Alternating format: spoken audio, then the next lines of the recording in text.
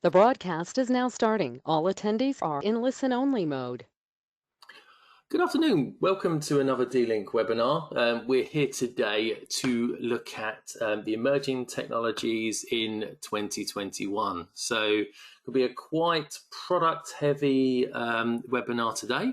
And with as always, with me here today is Craig to take us through the finer points of each product. How are you doing today, Craig? Hi, everyone. I'm very good, thank you. Very good.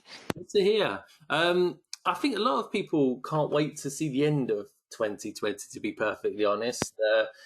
I think that's a fair comment to make. I don't think that's a Um, controversial thing to say, is it?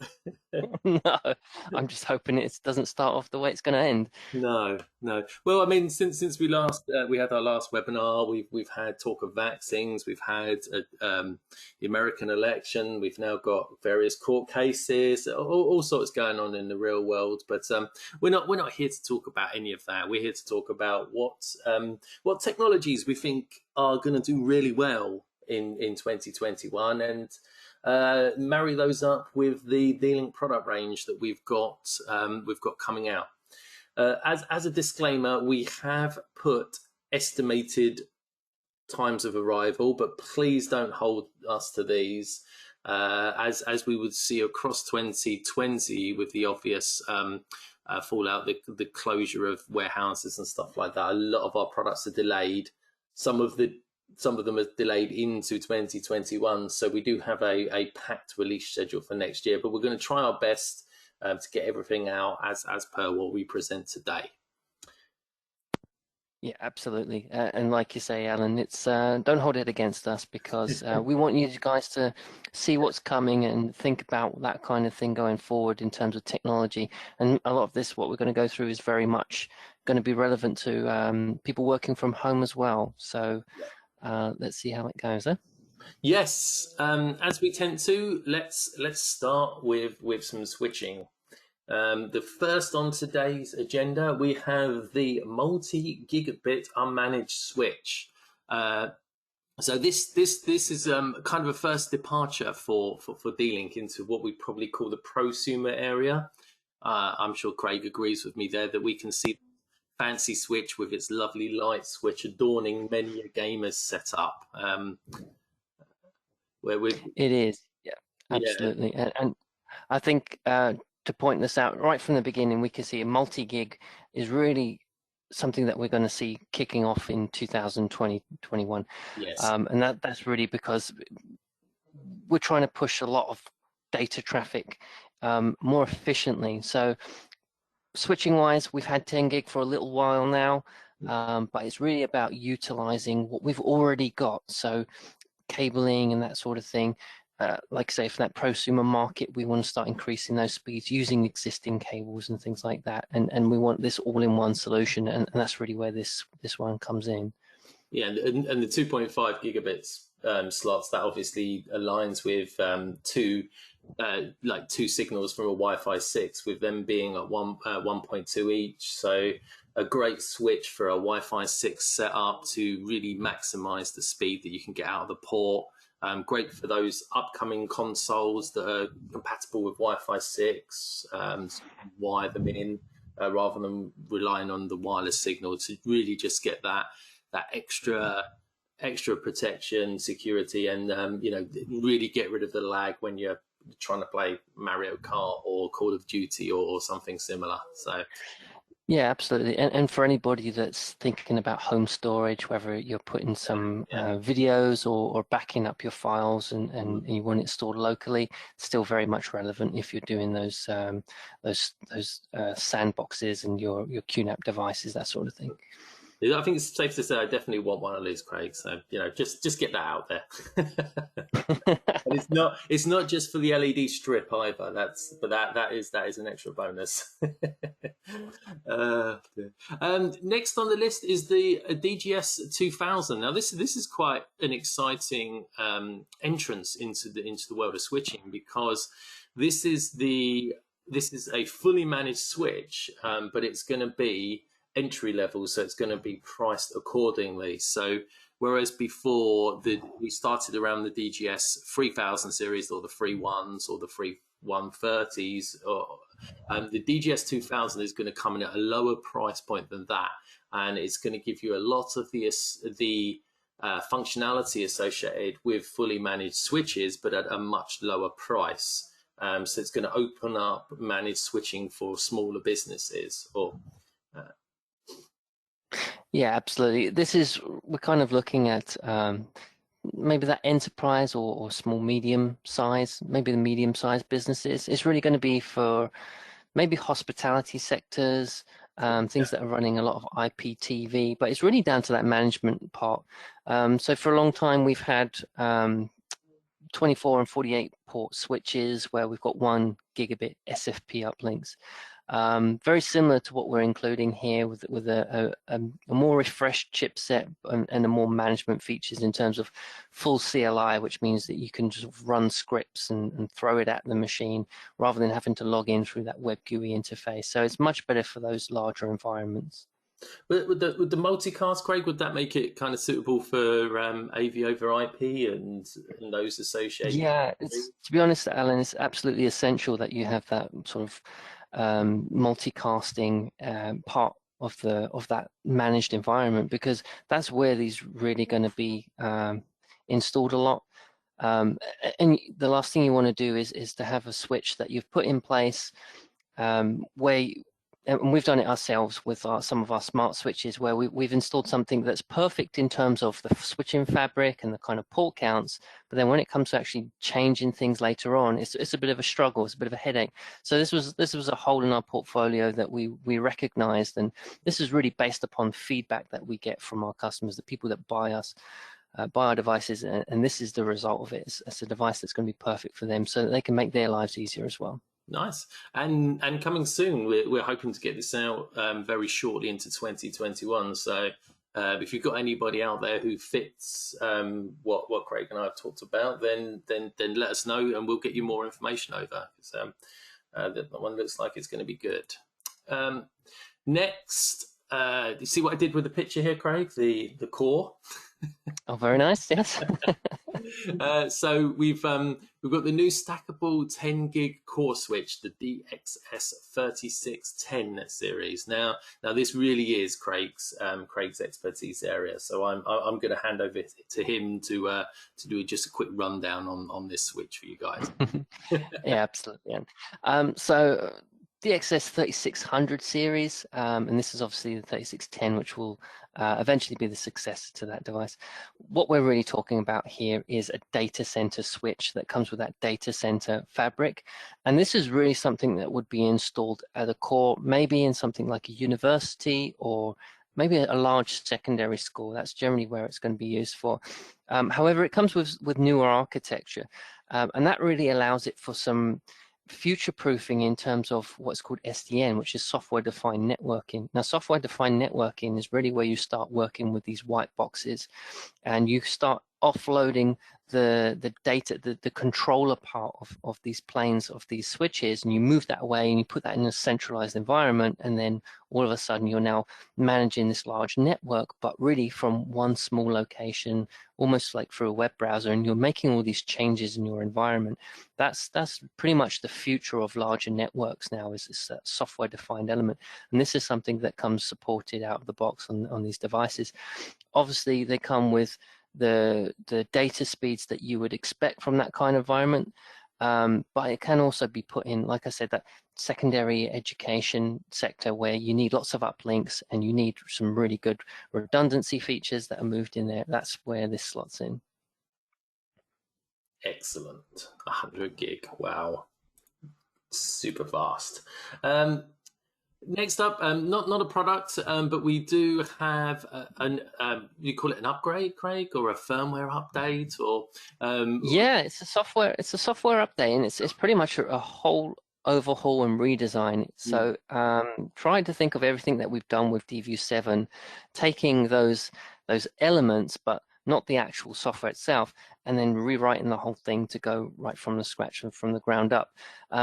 So just to give you an idea of what DView 8 actually is, it's a complete management software for controlling and viewing your network, and it uses an MP do that. So it's something that can be installed locally. It can even be installed remotely as well. And generally what you can do is then you can start monitoring the whole of your network. And it doesn't matter whether it's a switch or whether it's a camera or an access point. It'll look at everything. It'll keep scanning your network. And the idea is that you have full knowledge of what's going on in your network, who's doing what. And it does it in such a way that it doesn't necessarily throttle your network as well, because a lot of these devices and a lot of these programs, they require vast amounts of information to work. Now the problem when you have vast amounts of information required is that you are then, think of it like a tap on your network. You have to plug in and put these taps across your network to actually see what's going on. There's something on here called S-Flow, and what S-Flow is basically a way of sampling data without having to look at all of the data at any one given time, because there's too much on a large network. You can't really do it. But what you want to do is you want to take like little sample data of that bit over here and that bit over there, and you put it all together to create this story. And that's what S-Flow is. You have to have a switch and things like that to actually run S-Flow. So do be aware of that if you're looking at smart switches and things. And again, that's part of that managed story is using these kind of devices to monitor your network and make sure everything's running the way it should be running. It definitely looks like it's taken some learnings from the Nucleus interface, Craig, with the pie charts on the right hand side there, but also the drag and drop features, and then the binding of the ports together. It just looks so easy. It looks like even a marketing man like me could probably operate it. It is, yeah. That's exactly what we've done. And so, I mean, I've been using DView7 for quite a few years now, and so those part chart features and things like that certainly have been from that time as well. A lot of that shifted over to Nucleus, but what we learned from Nucleus has also been coming back into this piece of software to get that easy to use piece going, because there's no point in having a piece of software that you'll use 1% of and never find the rest of it. So yeah, exactly. Right. Industrial. We did a presentation not long ago, didn't we, Craig, about industrial? I think it was February, and we talked about a lot of the products. And when I introduced earlier, I said that some of the products from 2020 have slipped into 2021. Quite a few of them seem to be in the industrial arena, unfortunately. But that does allow us to really strengthen and widen the industrial portfolio across 2021 and do it all in a similar sort of time frame. So within very short span of each other, we should have quite a few new offerings within the industrial networking area. It's definitely a growth area for us, definitely something that we're investing in as we move forward. So. Yeah, absolutely. And to be honest, it doesn't really surprise me, Alan, that some things slip when it comes to industrial networking. The reason being, these devices have to be so rugged, they have to be certified, they have to be tested in and out day and night. And that's the reason why it has to be 100% out the door. These are designed for that environment where it's absolutely mission critical to keep going. So we can't have a product out the door that hasn't fully been tested properly. So yeah, sometimes that's the reason for these to become a little bit slower in our portfolio to release than the others, really because there's extra effort that goes into it. Yeah, I mean, it was interesting. I heard them when they were talking about the vaccine. They were talking about it has to be stored at minus 70 degrees for this vaccine to work. And I looked, and our router goes to minus 60. So we might have to up it a little bit, Craig, if we're going to get involved. Maybe. But to be honest, I looked at most other competitors, and they don't go up to minus 70 either. But minus 70 is the new minus 60, so just better. But what we have here is we're upgrading the 4G LTE industrial router, and one of the main upgrades is that it's dual SIM now, I believe, Craig, which is an upgrade from the previous version. They were both dual SIM actually. The other router was dual SIM. But what this one has is the built-in wireless part. So the other one didn't have a built-in wireless hotspot to actually give out. All it could do is use dual SIM and have a single port to connect a wired network. Whereas this is a bit better. Reason being, if you're in that transportation sector, maybe you're putting this thing in like a bus, then you can absolutely start thinking a built-in wireless service area, and you wouldn't have to have any additional access points and things like that. Hence the additional antenna on the unit there then. That's right, absolutely. Yeah. So 2 of these are going to be for the SIMs themselves for the LTE, and the additional antenna is for the actual built-in wireless part. Okay, cool. Okay, you learn something every day. I'm learning on this webinar as well. That's great. Next up, we've got a couple of access points. The first of these access points is a 2x2 Wave 2 access point. It comes with PoE as standard, and it's compatible now with Nucleus Connect, which I believe is one of the big upgrades on it, Craig. That's massive, Alan, absolutely massive. Reason being, industrial access points generally, from what I've seen on the market, don't really have a centralized software environment for control. Okay. So you would have to install these things one by one, which can be a big job if you're doing a big job. And having to make changes is obviously quite problematic as well. So what we've done is, because we are in that industrial market and we are very much into that centralized management sector, we've combined the two. So you can get an industrial access point that's centrally managed, and it can be centrally managed not just with other industrial devices, but also with the rest of our portfolio as well. Brilliant. I'm imagining the DNH 100, which is the Nucleus Connect hub, is going to be particularly useful for these because then you can have the hub in the same sort of environment as the access point if it's super cold or super hot, whichever way around it is, rather than having a standard laptop. I imagine that. Absolutely. Well, that's the whole point, actually, Alan, is that we no longer have. It's a piece of software that we can install, and what we install that on is completely up to us. So I'm not sure if we have a slide on that actually, but there are things coming to us soon. Soon, yes. We don't have everything today. if we did, it would be 2021 by the time we finish this webinar, Craig. And I think we've both got things to do. Fair enough. All the plans. Here's the next access point. Forgive the crudity. This is these pictures are subject to change. A lot of them are the actual design. This one, it's just in here for illustration purposes. But what this one adds to the previous one is the IP67 rating, which makes it waterproof and dustproof. So it looks more like the Nucleus Cloud with the traditional bunny ears approach there. Is that the bunny ears? Is that what adds the invulnerability to water there, Craig? Is that the secret we have? It's not a secret, no. You can certainly get one built in that still does the same thing. The problem is when you do built in like that, and you have a ruggedized environment, you have to, that signal has to penetrate outwards, right? So if you have a wireless chipset that broadcasts and then you have a big thick shell, you're already cutting your broadcast. So it's really important to actually have these external aerials to be able to do that, and have an external aerial that's going to be tough enough to survive those environments too. Hence the bunny ears. Yeah. I actually like the bunny ears better. When I look at the 3620, the Nucleus Cloud, and the 3621, I always think I like the 3621 better. It's just got that, extra to it. That's right. So that's and lastly, to add to the industrial switch side of things, we have 2 new gigabyte unmanaged switches, the DIS 106 and the DIS 110. So 6 ports and 12 ports variable. Craig, I'm taking it for the 10.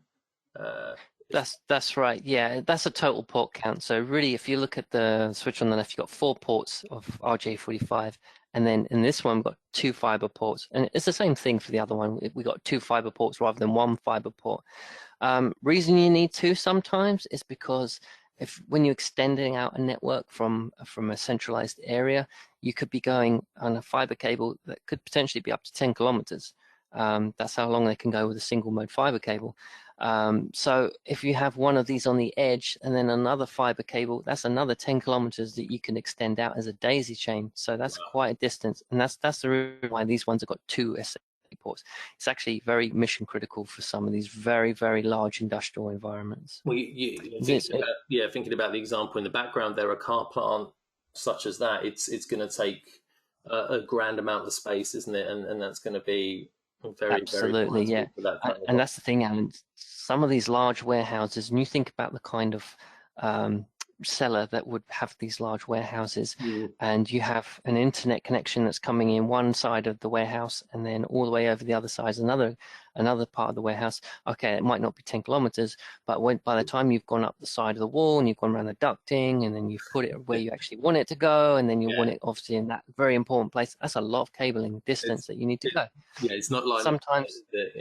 Yeah. Absolutely. And sometimes cabling can be very costly as well. So maybe it's not a case of putting in a single mode fiber cable. It might be a multi-mode cable that goes up to 550 meters. So having 2 of these, maybe somewhere along the lines you can save some money as well. So it's that flexibility that we needed for our range, really. Yeah, as Craig mentioned earlier, there's these switches. They do go through a level of certifications. I haven't taken the time to list all of them because we can't fit everything on every single slide. But if you do have any queries about our industrial range, you can drop a question in for us now, or pick it up with one of us or UKI-sales@d-link.com, just to ask about the various certifications and everything that the industrial switches have gone through.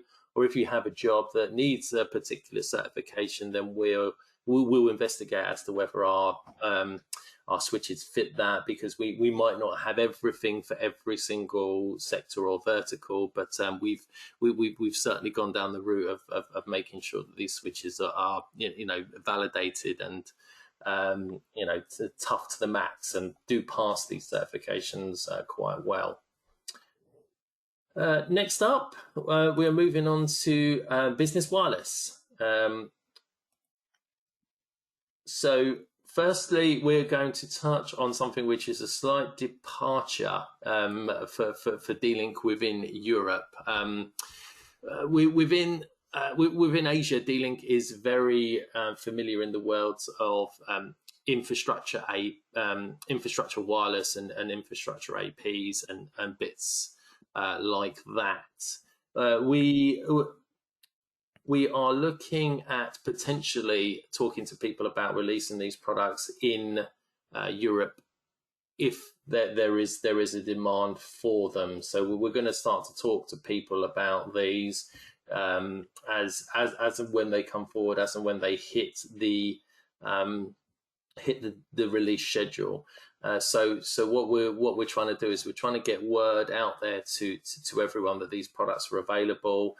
We have some other things, the ECS and some other bits that we'll be talking about, that we're going to see if there is kind of appetite in the marketplace for us to release these kind of products. So the first of those, and this is the first that people will be seeing. Is the infrastructure AP stuff. So Craig, do you want to go through the technical stuff on this a little bit more? Yeah, I think the most important thing to take away from this slide is distances. So we have 2 products. One goes a large distance and one goes a very large distance. And that's really what it is. It's single point-to-point bridging that we're talking about here. So we're thinking about, rather than maybe it's an area where you can't run a fiber cable, this is what you would use instead. Now, the interesting part is it runs on a 5 gigahertz broadcast, not a 2.4 gigahertz broadcast. That means it's far less susceptible to frequency interference problems. Normally, 5 gigahertz doesn't go as far as 2.4. But when you have an antenna that's basically got a lot of power and juice through it, you're narrowing the beam, which is perfect for site to site. And creating those wireless tunnels, and that's why you can get so far. So obviously 15 dBi and 23 dBi, depends on what one you're looking at. That's quite a big broadcast, and you get good data rates from it too. So really good. Where I see this going, unfortunately, there's a lot of people up north from us, Alan, that do struggle with their business wireless even now. Reason being is because, you know, sometimes you just can't get those ADSL, VDSL circuits. I know I've done a couple of site surveys where you've had a business park, and right in the center of those business parks, you need a few of these devices to be able to bridge between building and your internet connection that's actually coming in. So that's very much something that that our friends up north could benefit from. And I'm sure there's a few areas down south where internet is still very difficult to get, or maybe out in the rural areas. That's exactly where this. That's where this device is going to be really good to use. And signal-wise, when you're actually setting them up, they come with a very nice indicator. Best to do it with 2 people, I think, rather than yourself, but it is possible using this little sliding rule where you've got a light that shows what kind of signal strength you got between these 2 beams, which is great for a setup and indication. So if anyone out there wants to know any more about these infrastructure products that we have, please let us know. We will have more detail coming soon, coming early 2021 about these, and you know, we're thinking that if people are interested, then obviously we'll get the products, we'll get a few test units, and yeah, we'll see where we go with it. Yeah, and you know what, Alan, I've said it about these big environments and how it goes across. Sure. I'll be honest with you, expense-wise, I don't think these are massively expensive. So why not use it for a garage? You know, exactly. They're there for it, and there are a lot of people that want, you know, a large garage down at the end. Maybe you've converted that into your office environment, and you need something to bridge them with. These are your devices you can look at. Like with a lot of this stuff, Craig, I suppose it's up to me and you, being technical and marketing, to make sure that we get this message to the right people. So it's all on us. Next up, not a release, but Nucleus products have been given the Trustee Privacy Certificate, which we're particularly proud of.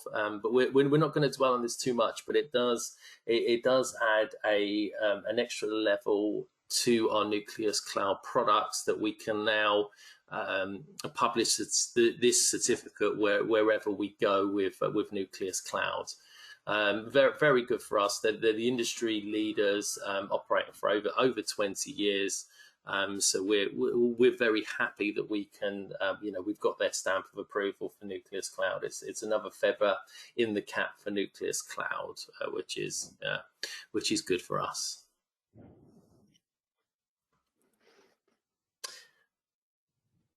Onto the roadmap.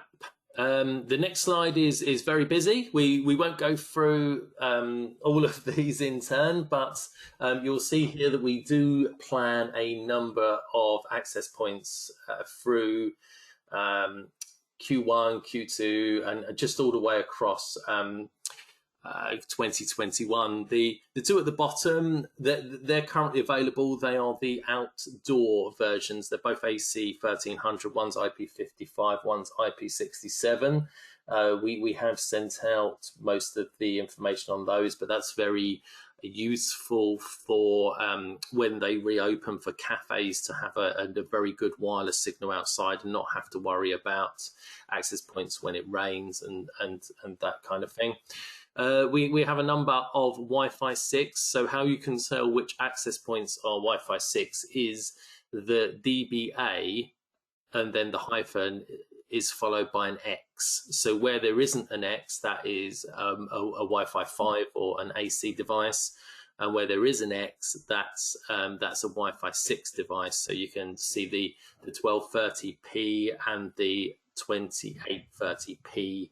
They're both Wi-Fi 6 devices. One is 4x4, so that's the powerhouse, and then one is 2x2, which will still have a very good and very fast signal there for you. Yeah, and just to bring attention to that 2x2 range, some people might be asking, well, why is there 4 of them and they all look very similar? Let's just break it down very quickly. So the one on the left, the DBA 1210, think of that as your standard range, maybe a small little office. You want to have a few people that are connected to it. That's the kind of thing that you'd put in there. Next one along, we start introducing some newer technology like smart antenna. So people may be moving around a lot. and you want to be able to change how that broadcasts out. It's very smart. The antenna will notice where people are trying to connect from, and it throws the signal out that way. So it's a little bit more intricate. Then you move along to the DBA 2720. That one's about tri-band, so that's about getting more people connected. Still a 2x2, but because it's got 3 different broadcasts, you've got frequency ranges, it's more users that we can throw onto that one than any of the others. And then lastly, we've got that AX device, which is using all the new AX technologies to try and get connected. So that's the reason why there's 4 of those on the 2x2. Brilliant. Okay. Switches. There isn't a day that goes past where we don't get asked when we're getting some more Nucleus cloud switches. I don't know if it's the same for you, Craig, but it is. I'm also the one that's asking those questions to our product managers. That's the part that the people listening don't see. They don't see that we're asking the same questions. But they are coming. They are on the plan, and you can see a breakdown on here. As I've said previously, this isn't a final. This isn't a full list. This isn't any sort of confirmation. But what we can show here is that we've got a series of three phases of switches. That they're all in the plan for next year. So we're really hoping to have a very rounded range of switching available for Nucleus Cloud by the end of 2021, which I think will be great news, because we've sold a number of Nucleus networks in where we've just sold the access points, and people have said they've either taken the gigabit switches, or they can look at these, or they've chose to wait for these switches to appear. So this is great news for us, and what you'll see across the range is support for 2.5 gig. You'll see support for PoE. You'll see support for AX. So we've really got most of the bases covered with the plan, and we're as eager to see these as anyone out there is, and we'll obviously get you the information as soon as we know more about each of these products. Yeah, absolutely. Okay, Craig, you've had a couple of slides off, but now I have to call you back because we're going to be working on software-defined wide networks. The only thing that I know about SD-WAN is what it stands for.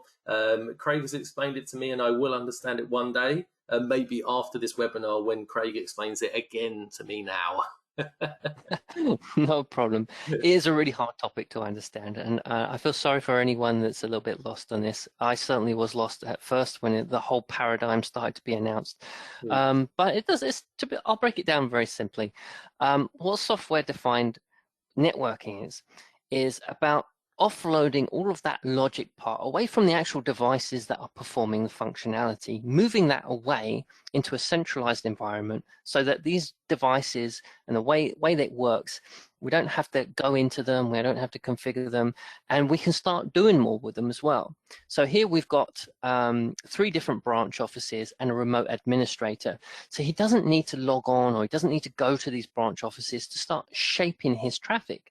And what that means is that he can start thinking about rules, policies on those networks for any kind of traffic that he wants. So let's say, for example, he has web content filtering in use on these branch offices. Rather than doing 3 different branch offices and starts creating these different policies, and then he has to change the policies on one and then the other, he just does it in his own little centralized world, and that pushes out to all the other devices.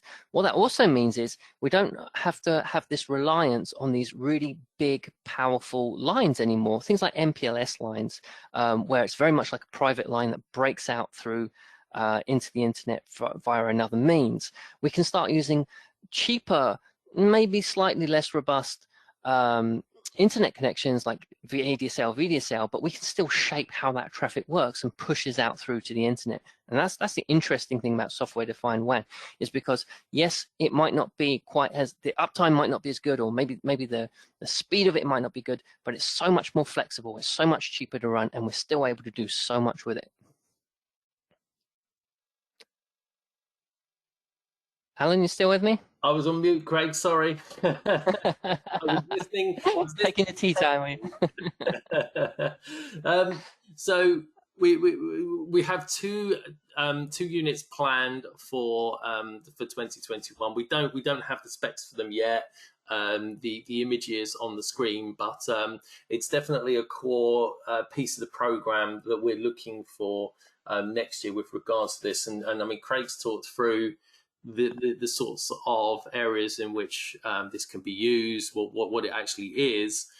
So if anybody out there wants to know any more, again, just come back to us, let us know. But we will be having these products, and we're looking at them halfway through 2021, and obviously we'll get more and more and more as we move on to closer to that deadline.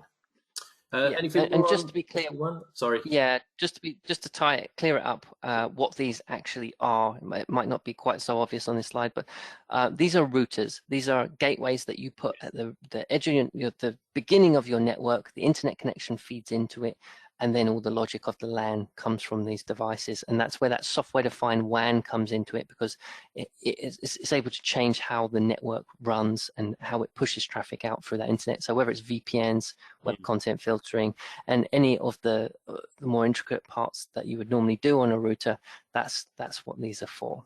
I think the Wi-Fi 6 version will be particularly interesting in this one, Craig. Having that. There's always a need, yeah, there's always a need to have that internet connection coming in as well, and that's really for about management too. Yeah. So yeah, very interesting to see how these are going to be used too. And just to touch on what we are doing to help you guys sell Nucleus Cloud, we have the MSP program, which we have launched throughout this year. The UK was the first country to launch the MSP deal, but now we are launching it on a Europe-wide basis. I'm just going to alter this slide because the box has been cut off by the screen here. So just bear with me a second. Let me just bring that over because that's important. That's the offer there. So let's go back in. Anybody joining us as an MSP will get all of the benefits on the screen: additional discounts on licensing, gold partner level discount, obviously your access to webinars, dedicated engineers, so Craig and his team. We can supply you with email templates. We can also supply with a free product set. Organize 15 minutes with Craig to get it set up, because Craig is certain that he can get anybody's Nucleus set up within a very short frame of time there. And we can also supply you with trial products or evaluations. So if you've got somebody who is interested in Nucleus, we'll supply them with a trial unit for them to have a play with. So we're really going to be pushing this hard through 2021. And I think with all of the Nucleus Cloud products that we've seen to this date, Nucleus Cloud is really set to take off and hit it big in 2021. Okay. Nucleus Connect product roadmap. Wi-Fi 6 access points. If you listen to our Wi-Fi 6 for Business webinar we did a couple of weeks ago, we talked through the Wi-Fi 6 portfolio in more depth, but coming in January 2021, we have these two new Nucleus Connect access points. So we have the DAP X2810 and the 2850. Now the 2850 is AX3600, and that's a 4x4 unit, and the 2810 is an AX1800 unit, and that's 2x2.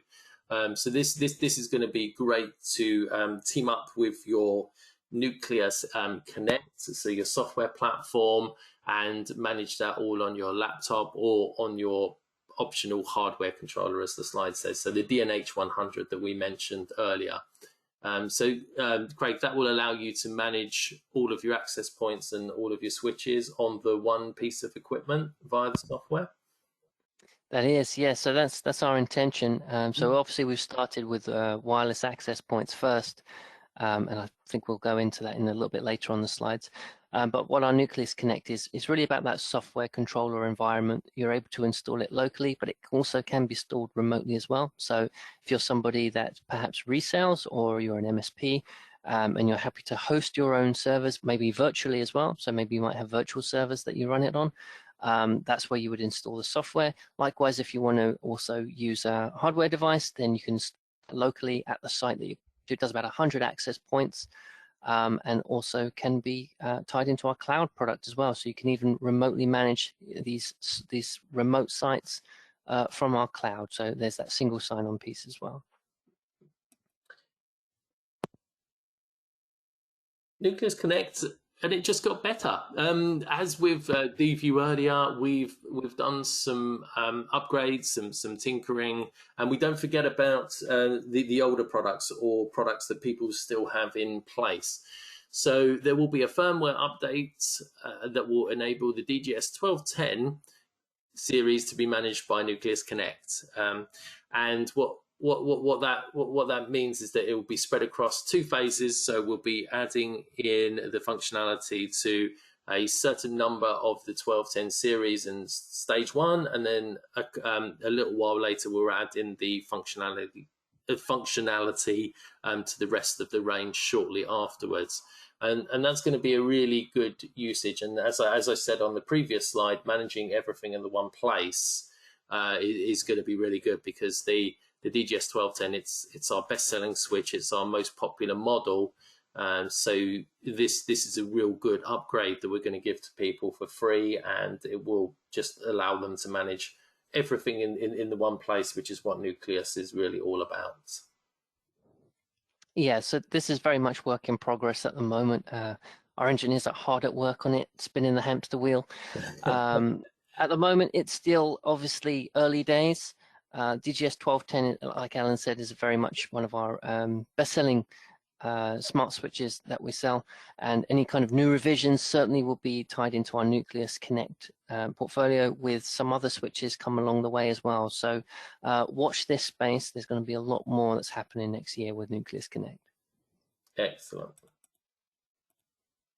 Right. MVR. So one of the other questions that I get asked quite a lot is, when are you guys going to be doing a new MVR? Because people like our MVRs, but we haven't had a new one for a little while, Craig, I believe. Well, the funny thing, Alan, is that the one that we have, is just the DNR 2020, is such a piece of kit. People love it. Yes. So I didn't mean they didn't, but I just get questions about when you're going to add 4K. And that's absolutely. That's the thing, isn't it? It's about that H.265 piece. So the older MVR was H.264 only, and that's really because the MVR was released before H.265 really became predominant.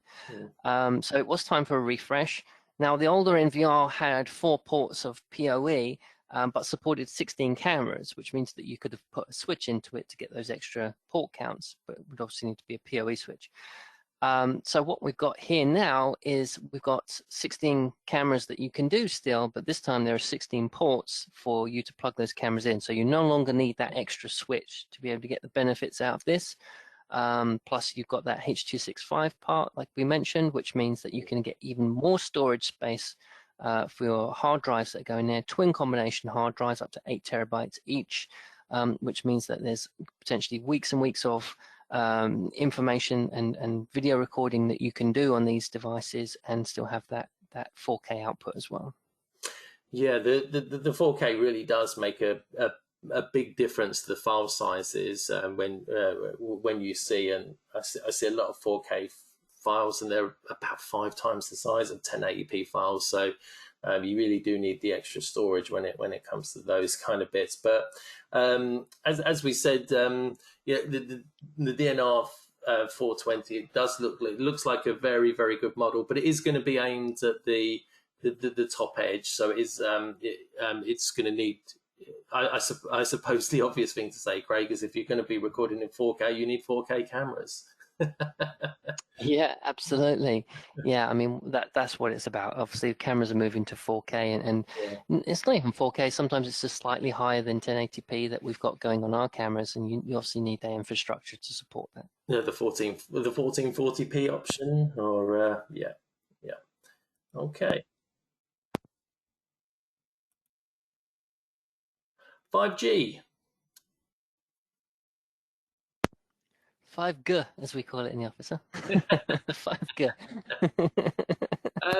So as of June 2020, 5G has been rolling across Europe. It's not slowed down by the pandemic at all. You can see on the screen here, UK leading the way. Perhaps unsurprisingly, we do tend to have some good areas and early adoption of technology in the UK. So 56 5G trials in the UK as of June 2020, and I believe, Craig, your local area has just been upgraded for 5G as well. So It has, yeah, and unfortunately, it means going a few days without some wireless signal in the area. So watch out for that. they Um, don't tell you that, but do they? When they, they say they that. don't. They didn't tell me at all. They didn't. It's a good thing that you didn't plan to have a webinar or anything, isn't it? So it really is sweeping across the countries at the moment. It is predominantly in more built up areas, but it will be spreading across the nations and getting more and more widely available across the piece. So what's funny is that Craig has 5G, but he doesn't have a 5G phone. I have a 5G phone, but I don't have 5G here yet. So between us, Craig, we've got the perfect 5G sample person, but we're Absolutely. Well, watch this space. This is the whole point, is that obviously these devices are quite new. Hmm. Infrastructure is just going up now, and trying to get ahead of the curve here with the devices, just to make sure that when you do get it, we've got something to give you as well. Yeah, I mean, we've talked about on previous webinars that we've done whether 5G will be the main connection for a lot of people. So at the moment, people use 4G as a failover or a backup connection, but a lot of people get more speed on 4G than they do their home broadband, and that is really and truly going to be the case when it comes to 5G. You're going to see massive increases in speed when 5G rolls out, whereas a lot of the home broadband connections are still going to be languishing 40, 80 megabits for a few years to come. So the first product that we're going to talk about, the DWR 978, and we're not going to dwell too long on these products, but you can see all of the details on the screen now. So this will be a router product. It comes with 5G speeds. It's Wi-Fi AC, but it's got that 2600, so it's got a very good speed level. It's got gigabit Ethernet ports. It comes with WPA3 as standard.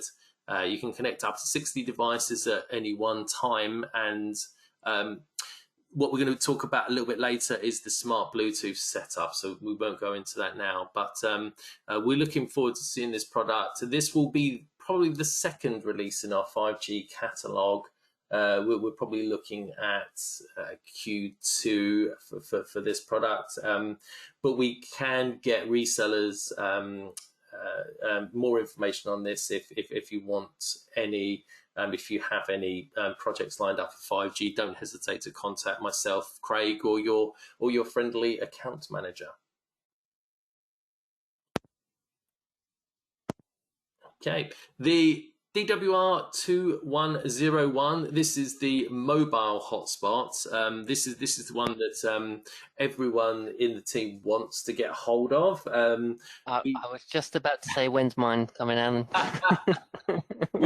We were scheduled to get them this side of Christmas, but unfortunately it slipped to the other side of Christmas. So we're looking at January. The reason is this: the tech spec on this product is just absolutely mesmerizing. It's not only is it 5G, it's also Wi-Fi 6.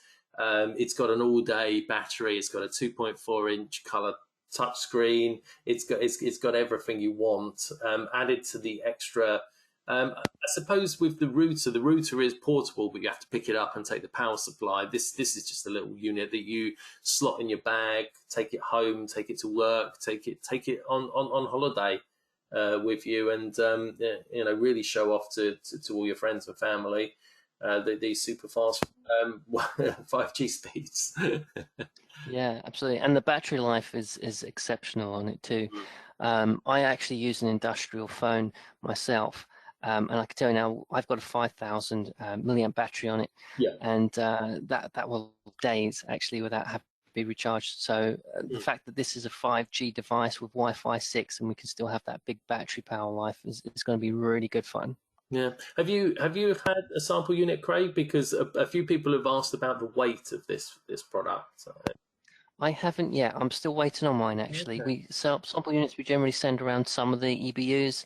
Obviously we're a European team, so just waiting for ours to come in, I'm afraid. No worries. We'll answer that question in due course. Wi-Fi 6. Cover will make a return in 2021, and we're all quite excited about that. The units that we will be having aren't fully confirmed yet, but the stuff that you'll see on the screen will be definitely available. So it will be Wi-Fi 6. It will have all of the parental controls, high performance coverage, and it will provide one seamless network as we promised. The shot on the screen is the actual unit. And the other bits that we know about it are that it's going to be an AX1800. It's going to be available as a 2-pack, and then later down the line we will have the option to add an additional unit to it.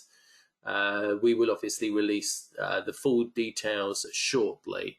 Once again, we really hope to get this product this side of Christmas, but it's now slipped into 2021, and it's looking like a January release date for this. But it's a great time for us to get into mesh Wi-Fi again, especially with people continuing to work from home, and us being able to provide a very secure unit with all the bells and whistles and functionality that you'd expect from D-Link products.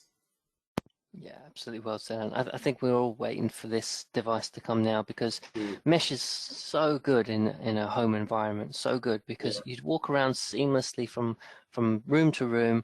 It's all one broadcast. You don't have to worry about setting up different devices. You've got that Wi-Fi backhaul that's created literally at the push of a button when you set it up initially. It's just so good, and to have that as an AX with all the new technologies that come along that allow you to have lower latency and more efficient packets across the network, put that all into a home environment, and it's happy days. So the DWA 1850 dongle is also going to be available. We're looking at a release date of Q1 2021. Now, Craig, this would be useful. So this is similar to how any other dongle would work, I take it, and this would allow somebody to plug this into their desktop, and it would wirelessly connect to a Wi-Fi 6 signal rather than having to replace the network card in a device. That's right, yeah. So anybody that's got a laptop that's able to get those USB 3.0 speeds, not necessarily looking at increasing the amount of, I mean, it definitely can. Depends on what Wi-Fi card that you've got installed, of course. But it's really, like I said, it's about using those newer technologies, the newer technologies that allow lower latency, that allow you to connect more efficiently, which means less power resources, better battery management. Which is great for notebook users because it all has to take power to power these devices. And it's really that part coming down to that smart connectivity and how we can use that and having that in older devices as well. Yeah, and I think the thing for this is that it's just so simple. It's plug and play, so much easier than opening up your laptop, installing a new network card or adapter. So this is going to be great, and we're looking at Q1 2021 again for this product. So should be available soon. Moving on, just going to touch very quickly because I appreciate time, but Wi-Fi 6E. We are looking at Wi-Fi 6E now. So Wi-Fi 6E involves the opening up of the 6 gigahertz Wi-Fi spectrum. So 2.4 was the original, 5 gigahertz was then later added. And what the 6 gigahertz spectrum will do is it will just be a hell of a lot less congested. So where Craig mentioned earlier about how 5 gigahertz is less congested than 2.4, well, that also applies to 6 gigahertz versus 5. So it is a case with us with Wi-Fi 6E to watch this space. We will get products out that take advantage of that. We have obviously only just launched our full range of Wi-Fi 6 products, and we've got the cover incoming. But these products are on the drawing board, and they will be appearing through 2021. So.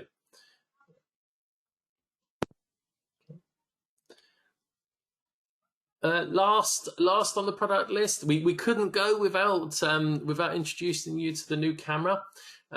So this DCS 8635, it's the first time that D-Link is going to be producing a 2K camera for the consumer market. And you can see it up on the doorway there. It is a pan and tilt camera.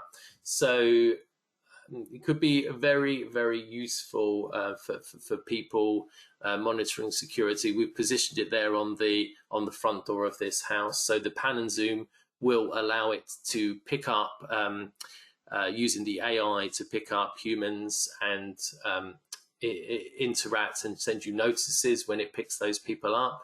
And also the 2K resolution is or the 1440p. As it's sometimes known, adds an extra layer of clarity to the picture.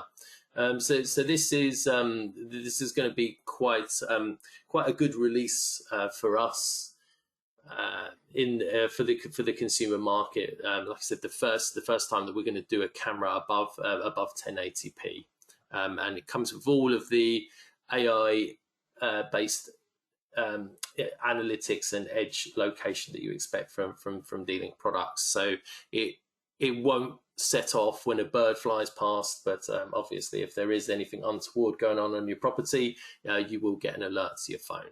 So yeah, and that's really what it comes down to, that prosumer piece, Alan, is that yes. you're seeing now on these devices that you're getting these business grade level enhancements to the devices. Like for example, OnVIF Profile S. OnVIF is very much in the security business for business cameras. It's a business camera technology, and that allows you to have these cameras run with NVRs of different various brands. It doesn't have to be all one. It's like this open platform that you can use. And now we're seeing it into our consumer cameras. Likewise, we've got this AI-based technology and the fact that it can tilt and the panning side of things, which is very handy. I mean, you think about it, you've got it at your door. You might have a driveway, you might want to look around, you might be on holiday and you just want to have a look at the neighborhood and things like that. So obviously you point it down, looking at anybody who's knocking on your door, but also it allows you to actually look around and detect. Now the thing that we get with facial detection and person monitoring and motion tracking is, in the past it's really been difficult. Like Alan said, if a bird flies across, or even if a tree is moving, sometimes if it's windy, a tree is moving and it's activating the motion tracking all the time. So having these intelligent systems placed into these devices that can do all of these things means that you're not getting those unwanted messages being popped up on your phone, which, to be honest, can actually panic you. It can actually put you in a state of panic more so than making you feel confident that your property is safe, because you're getting all these alerts letting you know, and you obviously think the worst until you look at the camera and realize that it's just a false alarm. So that's what it's all about, getting rid of those false alarms and getting you the ability to keep an eye on your property.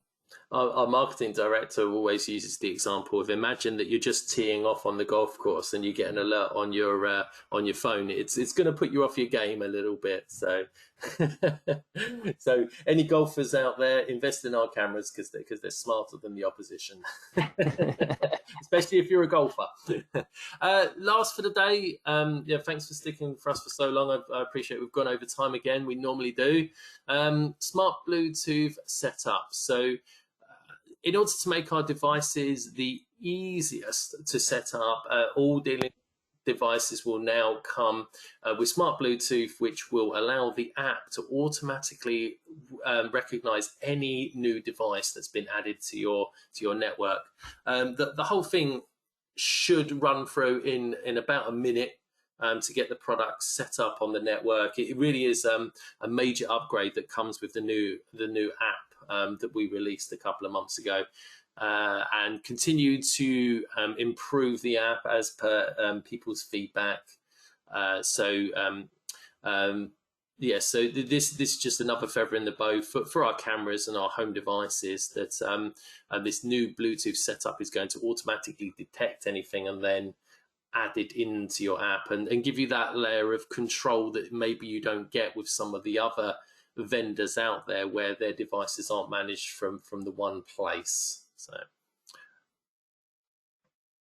okay.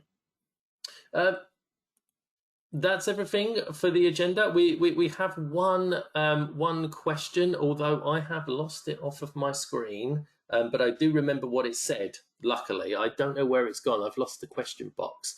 But one of the users asked where they can find out about when these products are being released. Well, that's the $24 million question. We often have dates, and then those dates slip, as we've mentioned with the 5G router. So if you asked me on the 5G product, I would have told you that the 5G router would be available by now, but unfortunately that slipped back to January. The best thing for anybody to do is to sign up to our D-Link mailing list. So just go to d-link.com and sign up as a business or a consumer. There's two different lists out there. And we will send you emails whenever a new product is launched. I tend to pull together an email just letting people know, so letting consumers know and letting businesses know that new devices are available. I'm drafting one for the new DCS 8302 camera, which will be released in the next few days. So joining the email list is the best thing to do. If not, keep watching the webinars, because we'll always tell you about new stuff we've got available, or ask your account manager. UKI-sales@dlink.com. As we always promote, just send an email to that address, because that goes to everyone in the team, and we'll get back to you as soon as possible. That's about it from me. This is probably going to be Craig's last webinar for 2020. That's very sad, Craig. It's possible, yes. Who knows yet? You know, things come and go, Alan. You never know. In 2 weeks' time, I shall be on the webinar, and we will be going through remote working. And I'll be doing this with Sophie, who is our PR person. It's going to be a very lively event. Anybody who wants to join in, sign up on our website. That will be absolutely great. And then we have one more webinar after that, which I won't be on, but that will be with our sales guys, and that will be talking about Nucleus and the MSP program and all those bits and bobs. Probably a sales tips for how to sell Nucleus as we move into 2021. So that'll be interesting again. Both will be up on the website shortly, so be sure to sign up for those. If you can't make it, you will get a copy of the webinar emailed to you afterwards. Anything else, Craig? All the questions are done. Questions are done. I think that's the end of our 2021 roundup of what we're looking at. Obviously, sometimes things happen. It's been a crazy year, of course. So just be aware some of these may slip. They may even change across the time between now and then. So take it with a little pinch of salt, but also be excited about what's coming, I would say. That's the perfect sum up, Craig. I can't add any more to that. So let's say goodbye for another episode, and we'll see you again in a couple of weeks, hopefully. Thanks then. Bye now. Thanks. Bye.